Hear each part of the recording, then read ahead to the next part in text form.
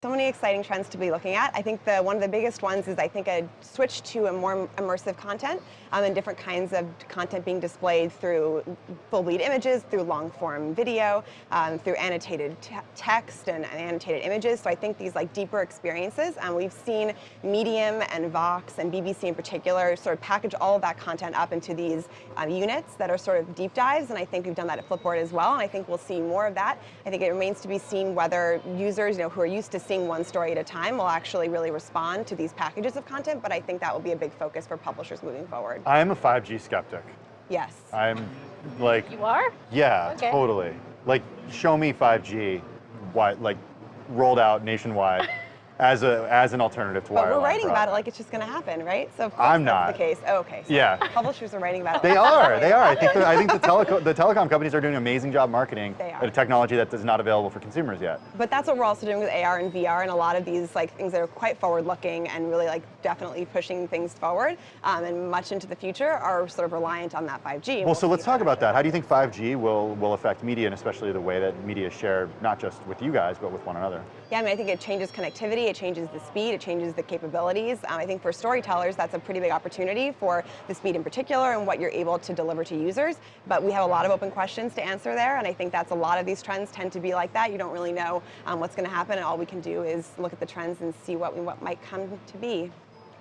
More about VR and AR. Yeah. I'm just, similar to Tim's skepticism of 5G, I'm skeptical that VR and AR is going to take over the world. I did virtual reality in 1994. It was, yeah, and it's it was something. It was something. I still get very dizzy trying it, so I have to get over that hump. It's not an in-home experience. A lot of theaters are trying to make this an out-of-home thing. What kind of VR, AR do you think will actually allow it to become a household thing? Well, I think when you talk about those immersive experiences and talk about really diving deep on a particular issue, we've definitely seen that, with The Guardian and the New York Times have tried this particularly to get really on the ground in terror organizations or on the ground with big conflicts around the world. And I think that's kind of the opportunity for some of these issues that are very vast and big and hard to understand. I think VR or AR really give you the opportunity to get on the ground and make it like a real life experience. So I think that's kind of the opportunity, whether publishers have the innovation to really invest in that or the capabilities to make that a reality, I think remains to be seen. What about when it comes to the way that we share news and understand news and believe news? Are we going to get any closer to solving the fake news problem, do you think, in 2019? Yeah, I mean, I think one thing we've seen a lot of publishers do is really raise the bar and the, how important their editors and reporters are, and I think a lot of that is to help with the trust issue. When you know where your content's coming from, when you know who's writing it, I think that kind of lowers the bar for understanding the content, and then also makes you want to trust the publisher and trust that reporter more. So I think that's part of it. I think the other thing is, obviously in the United States, text content and articles have been the main reason for fake news, and that's been the main push. But abroad, we've seen it a lot with video and images. I think that's something we'll see more of in the year ahead.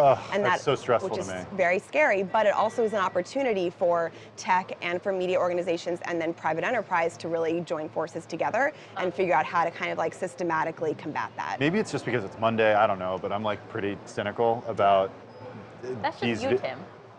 You're very cynical today. I know. Across the board. It is. I'd say there's a difference certainly for my skepticism and cynicism, but are you optimistic about the way that private enterprise and the way that governments can actually step in and prevent this type of fake news from being spread? Because the video thing is terrifying.